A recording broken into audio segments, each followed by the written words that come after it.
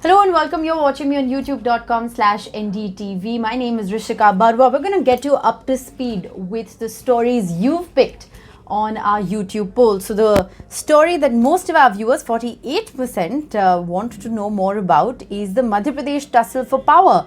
And the story coming in after that is the coronavirus cases in India that are on the rise. So we'll get you up to speed with all the latest developments as far as coronavirus, the markets, and of course the power tussle in Madhya Pradesh is concerned.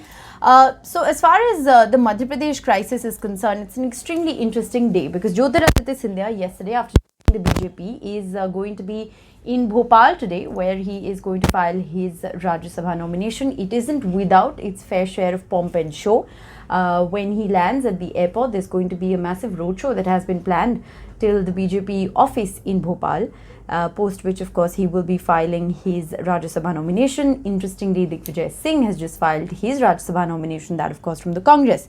So as far as the Madhya Pradesh political crisis is concerned, it's going to be extremely interesting to note whether these MLAs, and there's this video which is up on our website and you can go and check out this video. It essentially has the loyal MLAs, the so-called loyal MLAs of Jyotiraditya Scindia in Bangalore, who have in fact issued these videos in support. Now, why have these videos come to light? Because Jyotiraditya Scindia quit the Congress and claimed that he has the support of 20 MLAs in Bangalore. They will resign with him, perhaps follow him into the BJP, and therefore destabilize the government in Madhya Pradesh. The government in Madhya Pradesh will fall if these 20 MLAs do follow Jyotiraditya Scindia. Now, interestingly, the Congress, now whether posturing or whether there's actually any merit to these claims is, of course, a question that ought to be answered. But the Congress has come out and said that they are in contact with these MLAs, and that they will go for a floor test, and that they won't let this government fall without a fight.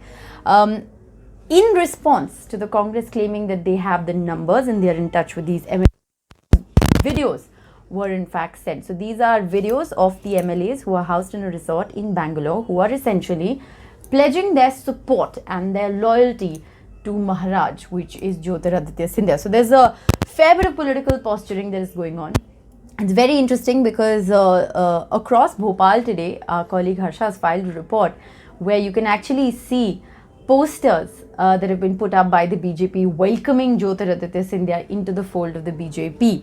Many thought this is a day that they wouldn't see, but then in politics, every day is different, and it does make more often than not for the strangest of bedfellows to come together. So that's, of course, the update that we have for you in terms of the political crisis. It's all going to boil down to the arithmetic, the numbers. Who has the numbers? Can the BJP, with the support of Scindia and these MLAs, prove their majority, or does the Kamal Nath government actually have the numbers to retain power? That's going to be very interesting. Remember, aside and apart from all of the coronavirus fears that have gripped markets and gripped the world over, literally, Madhya Pradesh political crisis seems to be working in a parallel universe. These MLAs are housed in resorts in different parts of the country. Both BJP and Congress, interestingly, have shifted their MLAs out of Madhya Pradesh. They're in quarantine of a different kind because both political parties are trying to prevent their MLAs from being poached. So that's the update as far as the Madhya Pradesh political crisis is concerned. We'll keep a close watch on those developments. But the other top focus for us today continues to be the markets. The Sensex and Nifty suffer biggest single day sell-off ever. We have a very comprehensive update here on the website, which is essentially the 10 things that you need to know.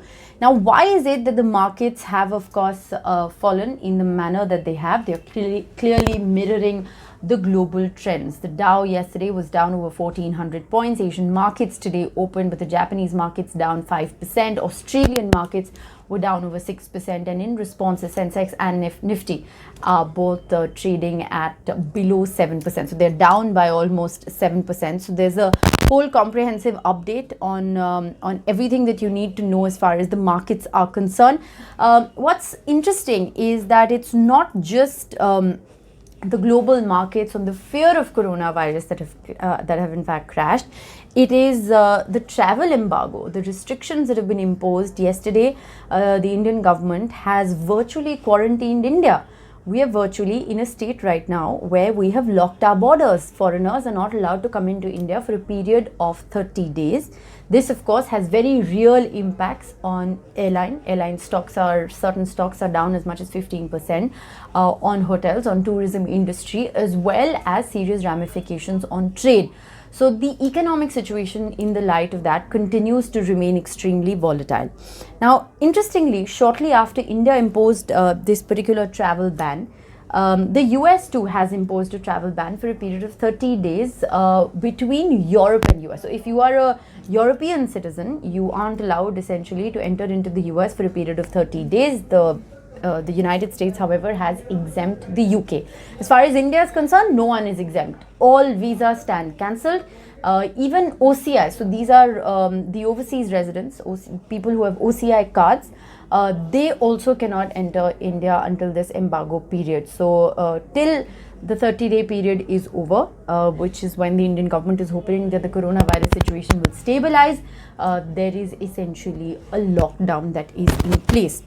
So that, of course, has led to banking stocks crashing, aviation stocks crashing, hotel stocks crashing. Reliance Industry has been a big loser today on the stock market. So it's a compound effect of multiple factors that have brought the Sensex down. So there's a comprehensive update on our website. You can go and read. So like I said, Yes Bank top loser on Nifty. There's detail of the top losers and what is really pulling the markets down. So like I said, banking is dragging the Sensex down today. HDFC, Reliance Industries, ICICI, Axis, TCS, Kotak Mahindra, all in the red.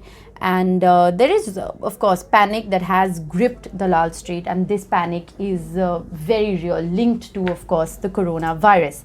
Now, the other interesting development is both the Union Health Minister as well as the External Affairs Minister have spoken on the floor of the Lok Sabha just a short while ago, and they have in fact said that India is taking all precautionary measures. Now, it's important to note that the World Health Organization today declared the coronavirus as a pandemic. In the light that India, imposed all of the restrictions that we have, we've locked down our borders essentially.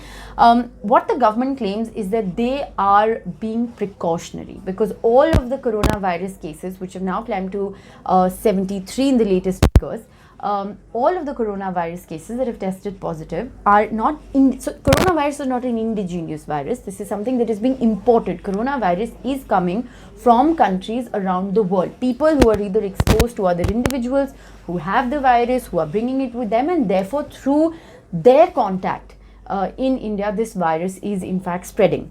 So in order to contain the virus, in order to contain the spread of the virus, in order to be able to effectively mitigate it, the government's also imposed the Disaster Management Act. So Disaster Management Act, essentially what it does is Section 10 of the Act allows for all decision-making process around the administration and mitigation of coronavirus concerns in India to be centralized. So it is essentially the Union Health Ministry now, because remember, health is a state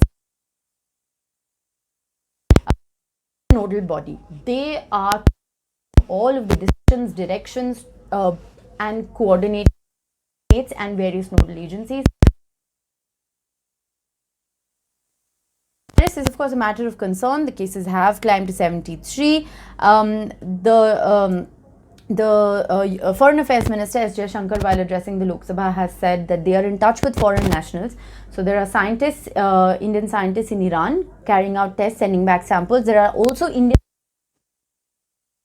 to carry out tests on Indian nationals living there. If you test negative, then you can be brought back to India, after which also you will be quarantined. Home Ministry, meanwhile, is coordinating with paramilitary forces, and they're setting up quarantine not just for foreign nationals who are being evacuated, but quarantine facilities for people like you and me who may have come in contact with somebody who's traveled abroad. All people who are coming from whichever nation in the world, irrespective of whether that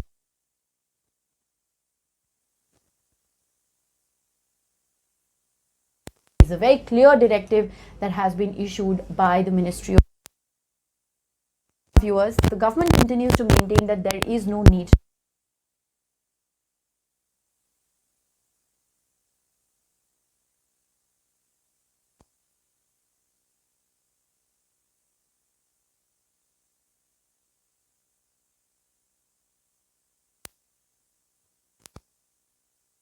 COVID-19 positive and you exhibit certain symptoms, it is imperative to dial the line and to go and seek all the help you need so that you don't become a carrier and somebody who in fact spreads the virus. Well, that's it for now. Stay tuned to ndtv.com. Continue to watch our updates on youtube.com/ndtv, and of course tune in to the television channel for all the latest.